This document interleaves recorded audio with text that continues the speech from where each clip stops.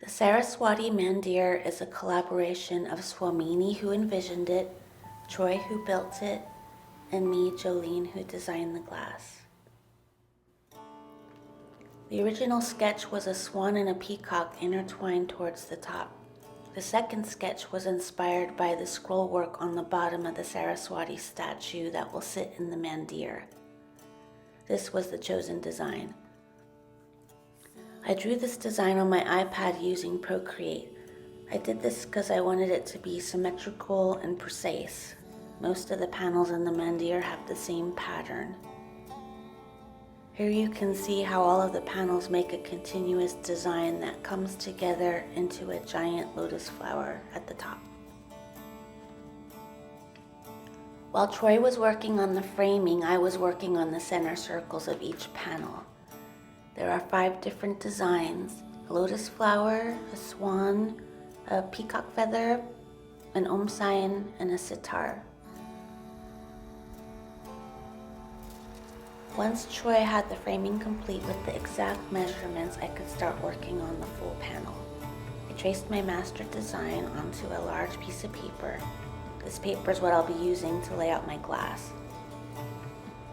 In my master design, I designated 3 textures for the clear glass on the panel. On my trace design, I used letters to represent which texture I'll use for each clear piece of glass. Now it's time to cut the glass.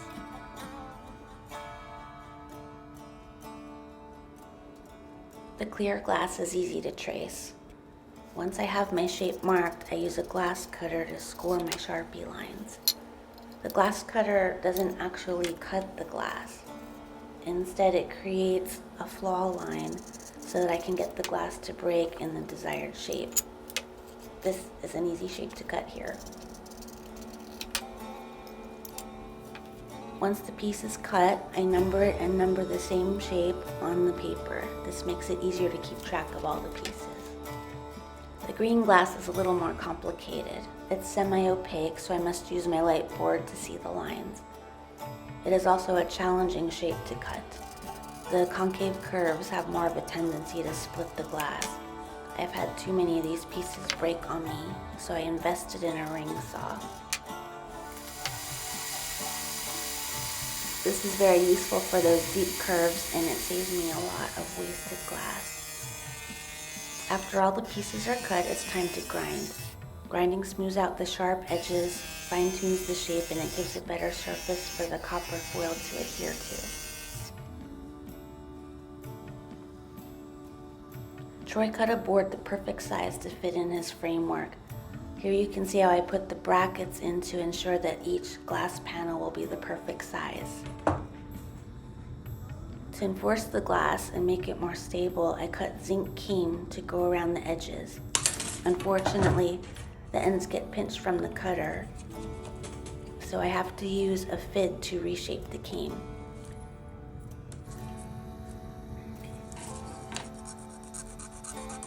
The sharp edges of the cane also need to be filed down. Now it's time to wash all the glass dust, oil, and Sharpie marks off of the pieces. It's gratifying to see all the pieces of the clean cut glass ready to go into the panel, just like a puzzle. But before it goes in, it must be foiled. Thin copper foil with a light adhesive gets wrapped around the edges of each piece of glass. This takes a lot of patience. You have to make sure it molds to the glass. A wooden dowel is used to burnish the copper tightly to the edges before it is fitted into the panel.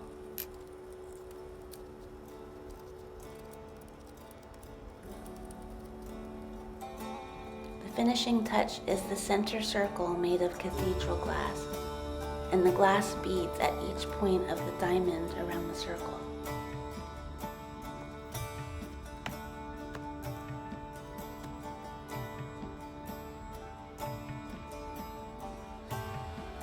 Now it's time to solder all of the pieces together. The solder is a mix of lead and tin. I use a fan and a fume extractor to keep the air clean. Flux must be applied so that the solder adheres to the copper. The solder does not stick to the glass. It takes a steady hand to create a perfect bead of solder on the seams.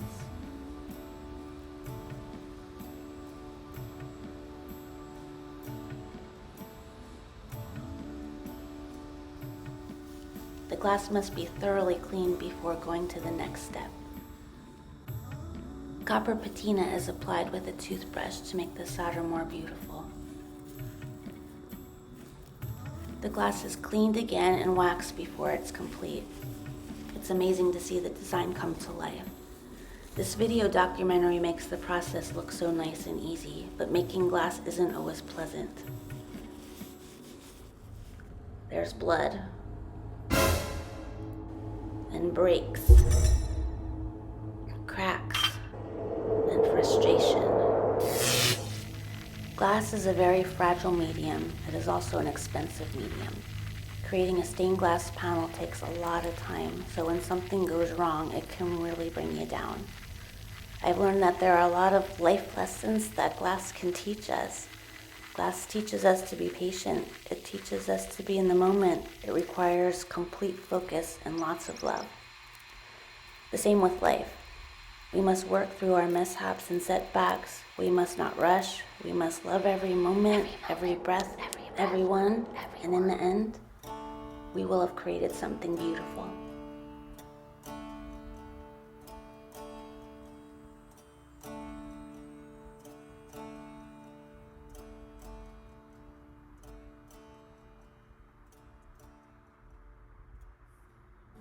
Good morning, Jolene. Hello. Are you excited? This is the first installation for the Saraswati Mandir. Very excited. We can walk it this way. Alrighty. Oh, look at that. Wow. Okay, so that channel is very narrow. That'll work out well. Good morning, Troy. How are you today? Doing pretty well. Are you excited today? The first panel goes in. I am thrilled. This looks so beautiful. So what are you placing there? So this is going to be the part for the base that the first stained glass panel will be sitting on top of. And then this will be the piece that goes on top of it. To help hold it in place. Exactly. Wonderful. The next panel will sit on top of it. Fantastic. So it's an exciting day. Okay. So it goes up on top of this.